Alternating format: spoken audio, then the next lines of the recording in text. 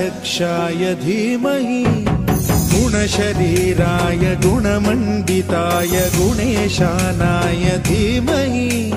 गुणातीताय गुणाधीशाय गुणप्रविष्टाय धीमहि